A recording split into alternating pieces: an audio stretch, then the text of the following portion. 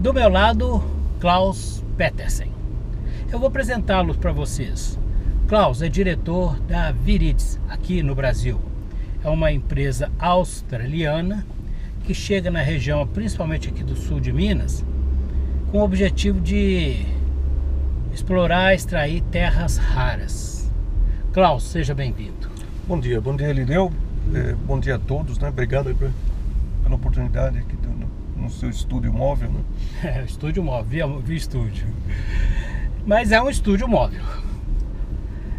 Klaus, primeiramente é o seguinte: os públicos que você já deu entrevista, você já deu entrevista para todos os veículos de comunicação aqui da cidade, da região, porque é uma novidade. Apesar de ser milhares de anos que existem terras raras, mas é uma novidade para todos nós. A primeira pergunta que eu não posso deixar de fazer de forma nenhuma é: o que são ou o que é terras raras? Bom, rapidamente, as terras raras são elementos que estão lá na tabela periódica, 17 elementos que ocorrem juntos na natureza. Eles ocorrem tão juntos que são muito difíceis de separar, e por isso são raras, né? Na realidade, elas são até bem frequentes de serem encontradas. O problema é separá-las, né? E nisso o Poço de Caldas é um lugar especial em termos de um depósito muito especial de terras raras. Poço de Caldas e região, né, Klaus? Poço de Caldas, a gente chama sempre Poço de Caldas como referência, mas eu tô falando, referindo à caldeira toda a caldeira vulcânica, todo o magma que subiu na caldeira vulcânica tem as mesmas características. Ô Klaus, mas o fato de estarmos numa caldeira vulcânica é um fator fundamental para que aparecesse ou que surgisse as terras raras? Sim e não. Eu sou geólogo de formação, né? E as terras raras ocorrem em diversos ambientes e diversas formas também. O que viabiliza elas é elas serem econômicas de serem extraídas, né? Se é viável ou não a Se extração, é viável ou não. né? O custo operacional para retirar, né? Exatamente. E hoje em dia, devido ao pressionamento que a China faz no preço para baixo, quase não tem nenhuma um depósito que seja viável economicamente. Sim. Por isso que é um problema mundial. A caldeira de poços, ela tem características de ser extremamente econômica. Hoje em dia a gente considera os únicos projetos no mundo que são viáveis de se produzir o carbonato de terras raras, que vai ser o produto da nossa mina. A Viridis, é Viridis ou Viridis? Viridis. A Viridis, que quer dizer verde, né? Em latim. A Viridis é uma empresa especialista em extração de terras raras ou em outros materiais preciosos também, preciosos como as terras raras. A Viridis é assim como muitas das empresas de categoria júnior australianas. Então são empresas que conseguem trazer fundos de investidores e elas têm certos direcionamentos. Ela está se tornando uma especialista em terras raras nos últimos 2 anos. Sim. Por que isso? A fundação da Viridis para terras raras está acontecendo aqui em Poço de Caldas. E não existem quase não existem empresas especialistas em terras raras, porque é tudo muito novo, né? Então nós estamos criando. Apesar de ser antigo? É conhecido faz 150 anos as terras raras, mais ou menos, no início do século passado, que se começou a separar as terras raras e conhecer aplicações. Mas a necessidade para renovação energética apareceu agora nos últimos 4, 5 anos, né? E há quanto tempo que a Viridis trabalha com extração de terras raras? Ou ela está começando agora a fazer esse trabalho de extração de terras raras? É isso que é interessante, ela está nascendo aqui. Não é uma empresa australiana de terras raras. Exatamente, ela está nascendo aqui. Então quer dizer que estamos aprendendo juntos? Sim, considerando para isso a gente está trazendo todos os especialistas mundiais, melhores, tudo do melhor. Mas é que ela está nascendo aqui. A Viridis, a sede dela é na Austrália. Em Perth, na Austrália. Como é que chama a cidade? Perth. É perto de Melbourne? Não, é o lado oposto. É o lá lado do oeste. Lá em Austrália tem Perth e aí do outro lado oposto tem Melbourne, Sydney. É perto de Gold Coast, por ali? Não, 4 mil nada quilômetros. a ver, né? Tô Não, longe? longe. Tô perdido? Longe, tá atravessado. É o lado oposto. É a única cidade com 2 milhões de habitantes tem do lado oeste da Austrália. Vou pesquisar mais sobre essa cidade, que já passa a ser Eu interessante. morei 12 anos lá. Você morou 12 anos lá? Sim. E a língua corrente lá é o inglês, né? É o inglês com sotaque australiano. Tem suas finesses. Ô Cláudio, então quer dizer que você já pertence à Viridis há mais tempo do que esse trabalho que está sendo desenvolvido aqui na região. Na verdade, eu entrei para Viridis também em setembro de 23, se eu não estou enganado. Vai fazer 2 anos agora. 2 anos. E nesses 2 anos que você está na Viridis, basicamente, o seu trabalho agora é desenvolver a extração de terras raras aqui na caldeira vulcânica aqui do sul de Minas, aqui de Poste Caldas, é isso, né? Eu entrei como mais na parte corporativa, de fazer toda a parte promocional, a parte relações políticas, certo. etc. E nós temos o outro diretor nosso, que é o José Marques, que literalmente é o que está dirigindo toda a parte de exploração. Ah, tá. Então tem um diretor da parte executiva e outro executiva e operacional, e a outra institucional, que é o seu caso, né? Exatamente. E eu já tive a oportunidade de conhecer você em outras oportunidades e até em outras entrevistas. A gente nota claramente que o objetivo da Viridis é fazer a extração das terras raras de uma forma que haja o menor impacto ambiental possível. Agora, com que profundidade que nós estamos falando de extração, já que o período de prospecção já começou? Que profundidade média será feita essa escavação? Esses planos já estão todos feitos e é lógico que isso tem tudo uma otimização econômica. A gente vai trabalhar na média de 25 a 30 metros de profundidade. Então é muito raso. É bastante, né? É bem raso. 30 metros é assim, bom. É muito mais do que a extração da bauxita, por exemplo. Porque a bauxita só pega o topo, realmente um topinho que onde enriquece com alumínio, né? A parte de terras raras vai do topo até 100 metros de profundidade. Então tem muita argila com terras raras, mas como é muito abundante, você pode ter o luxo econômico de ficar raso. 30 metros para uma mina, considerando as minas de ferro que você conhece aqui, minas de ouro, são minas que vão a centenas de metros. Né? A mina de urânio, inclusive. Sim, foi que ela entrou na rocha. Né? Então, para fins de mineração, é uma mineração muito rasa. Sei. Né? Então você poderia dizer, sim, que não haverá, assim, talvez, uma mudança no impacto ambiental, mesmo porque você vai fazer por etapas, não é isso, essa extração? O interessante, eu trabalho faz quase 40 anos com essa parte de exploração e mineração. Eu nunca vi uma mina tão sustentável ambientalmente, porque como é um processo de lavagem da argila, você tira só a porcentagem de 0,3% de massa, quer dizer, você não mexe na massa que você minera, você não retira volumes igual bauxita, você lava e neutraliza ela ambientalmente da maneira mais correta e retorna ela para a cava. Então vai se formando uma cava e uma regeneração, uma cava, regeneração. Então quer dizer que vai ser um processo progressivo. Exato. Você faz a extração e já faz a recomposição ambiental ali, ou a reposição do material que foi retirado já, como eu diria, de rejeitos, você já recoloca no local. Até exatamente isso, e até os termos aí a gente precisa ser cuidadoso. Pode se chamar de rejeito ou não, mas na realidade é a argila que você, quando você faz aquela lavagem, usando um pouco, que vai uma concentração mínima de sulfato de amônia, que é o que libera as terras raras, ela é tão lavada de novo e se leva quase que da mesma maneira para o local. Lavada com o quê? Com água? Ela é com água e sulfato de amônia, que é o sal que vai liberar as terras raras da argila. Ô Cláudio, você me desculpe aí, às vezes a gente não é especialista nisso, apesar que eu já trabalhei com mineração, mas uma coisa é certa, quando você faz a separação das terras raras, é por um processo químico, é isso?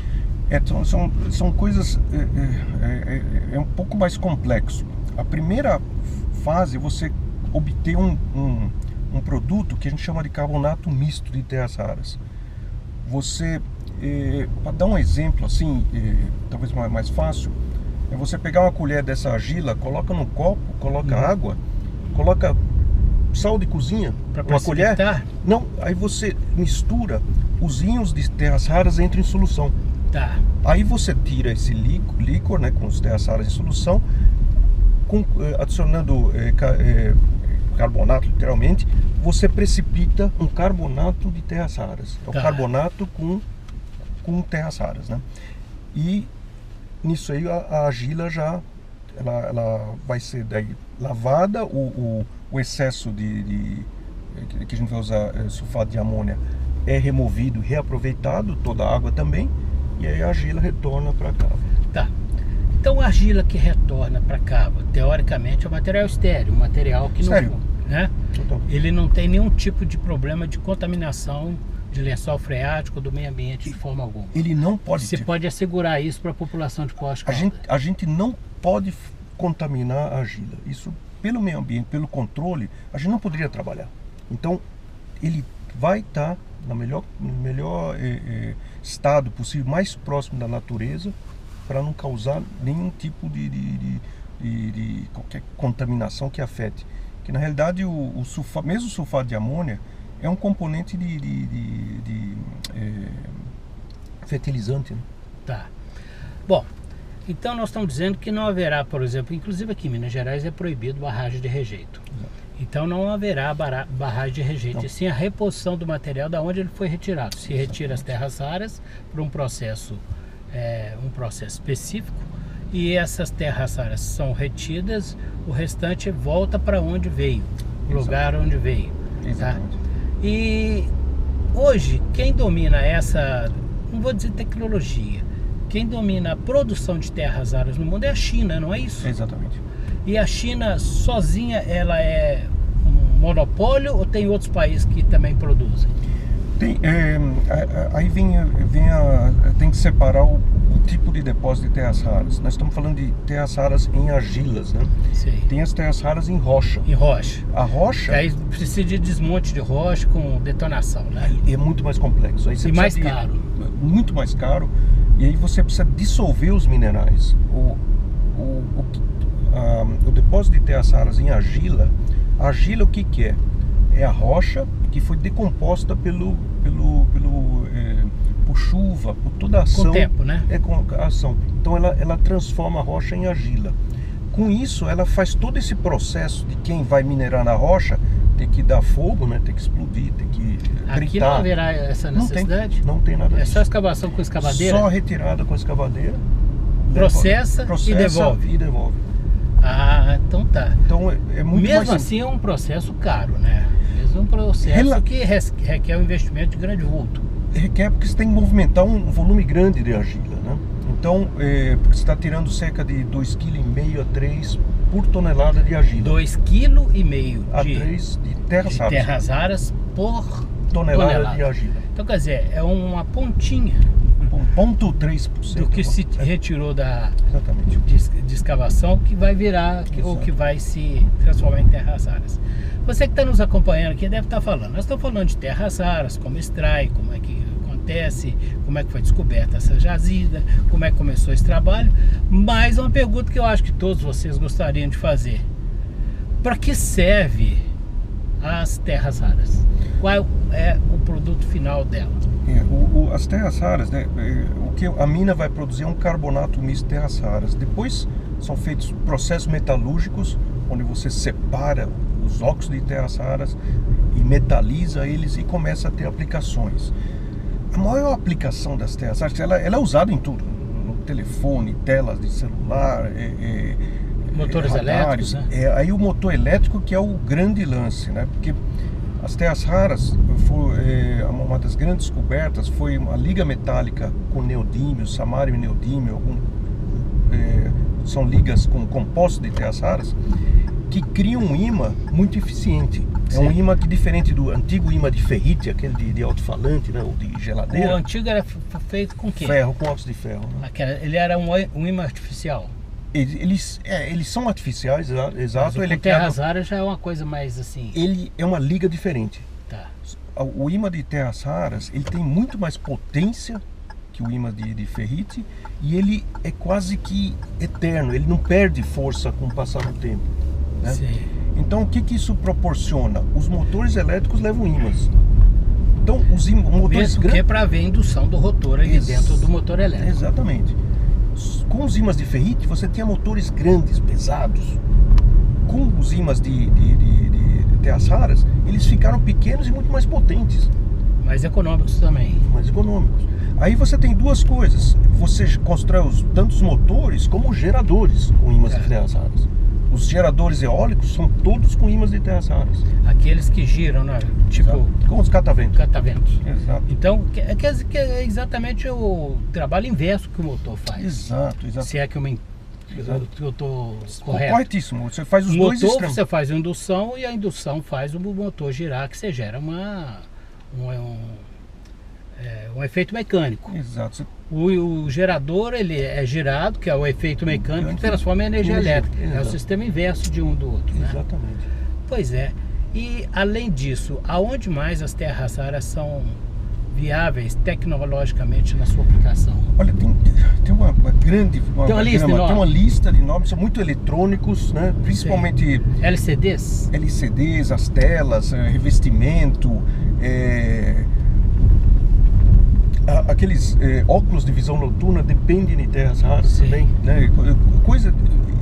Eles estão para descobrir, ainda está se descobrindo muita coisa, inclusive na área de ímãs, da aplicação de terras raras. É impressionante a lista que você tem, sendo que o ímã deve ser cerca de 80% do volume de terras raras que é usado no mundo, porque a quantidade é muito grande, né? O resto são aplicações pequenas, pontuais aqui e ali. Ô Klaus, vocês vão extrair terras raras, tá? Vocês têm o processo de extração de terras raras. Correto. Vocês têm, inclusive, a licença para isso. Vocês estão procurando a finalização da licença para começar a operar extração de terras raras. Que eu acredito que depois você vai me falar quanto, talvez em 27 ou 28. Uhum. Quem que serão os seus compradores? Quem comprará essas terras raras? Ou vocês têm ideia de começar a fazer o processamento final? Nós temos duas linhas andando juntas. Nós estamos conversando com os potenciais compradores, que nós estamos tratando com os Estados Unidos, Canadá, Europa, né? Sim. França, Japão. Potenciais mercados. São, né? Potenciais mercados que vão... a gente vai produzir cerca de 7% da atual produção de terras raras mundiais. Então, 7% da produção mundial? Da atual produção. Isso quando? No começo? Isso, já? Ele começa em 2028, provavelmente no segundo semestre de 2028. Ele começa com um pouco menos e em cerca de 6 meses ou ano chega ao máximo de produção já. Tá, em 6 meses vocês estão produzindo o máximo que você pode retirar. Então quer dizer que Estados Unidos, Canadá e países da Europa são os potenciais clientes que estarão consumindo esse material bruto. Só para ter uma ideia, vocês que estão nos assistindo e nos acompanhando pelas internets ou pela TV aberta, TV Poços, em todos os canais que são retransmitidos.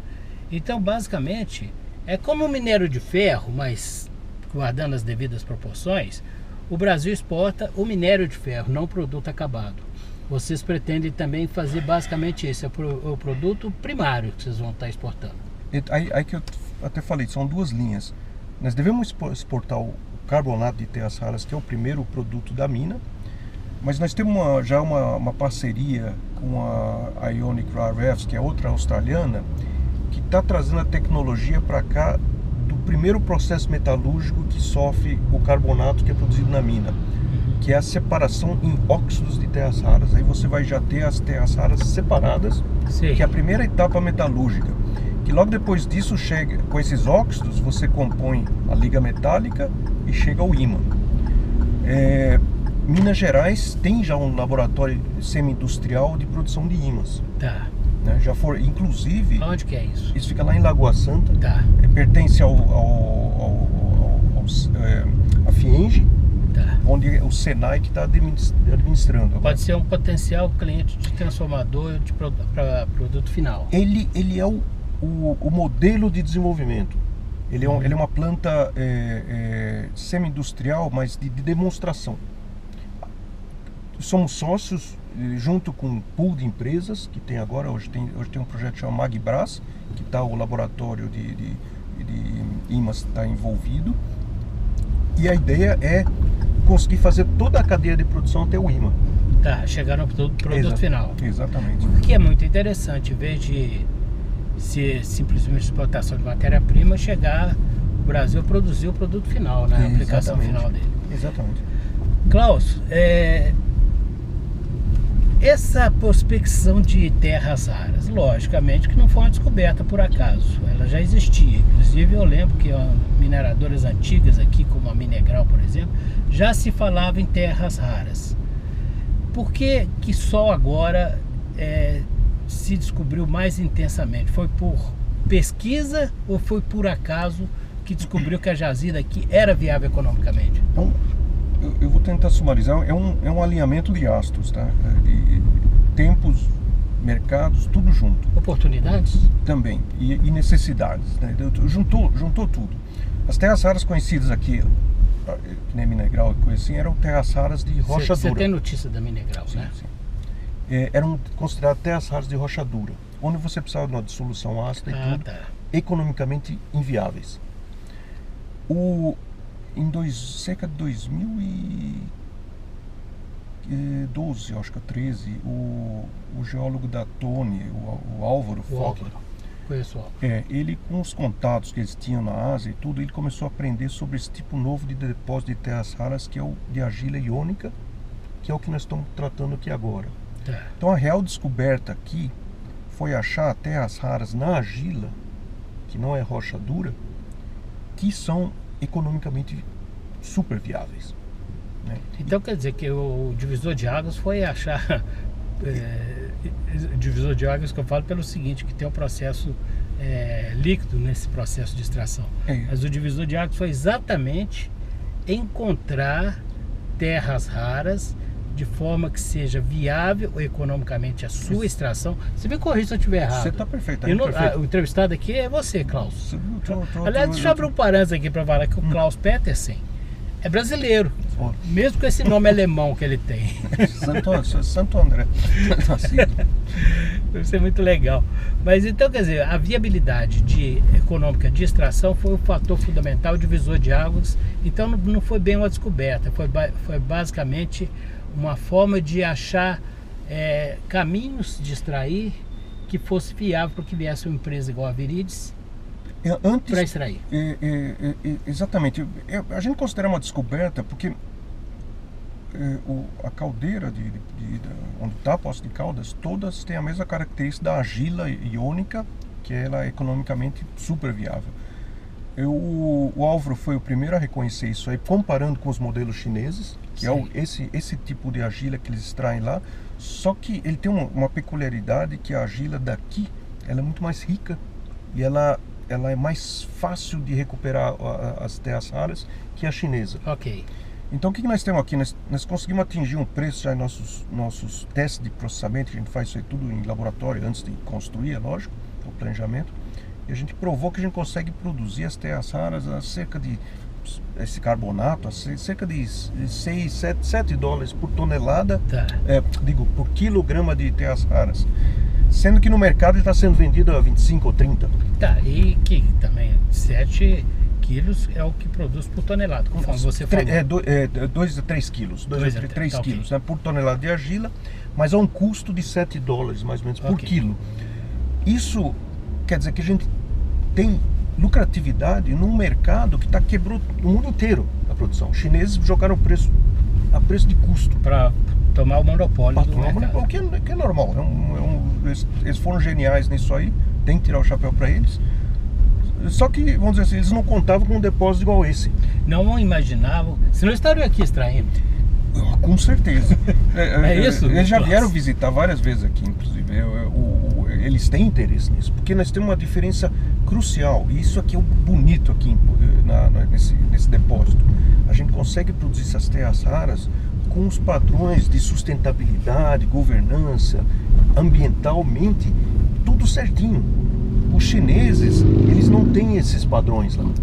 Tá. Então, o mercado hoje em dia quer o que a gente chama de traceability, é saber de onde vem o produto. Por exemplo, os chineses usam terras raras de locais, eles estão acabando com isso, que é um processo arcaico, ambientalmente sujo, de injetar esses sais que no solo mesmo, no solo, né? E tirar no córrego lá no Tá. Quer dizer, ele tira e já contaminou e já contaminou tudo. Tá. Porque na verdade o que acontece é o seguinte: Poços de Caldas e essa região de Caldas, Andradas, essa região, o circo vizinho aqui, ela já tem a cultura da mineração de muitos anos, através da retirada da bauxita, principalmente. Sim. Pela CBA, pela Alcoa, por outras empresas. Então, quer dizer, sem degradar o meio ambiente. Então, quer dizer, existe já essa conscientização que a Viridis vai ter que se encaixar nessa conscientização para que não haja impacto nem ambiental e nem receio daqueles que aqui vivem. Exatamente por aí. A gente nunca vai falar que a empresa ela tá aí só para fazer a coisa linda e bonita.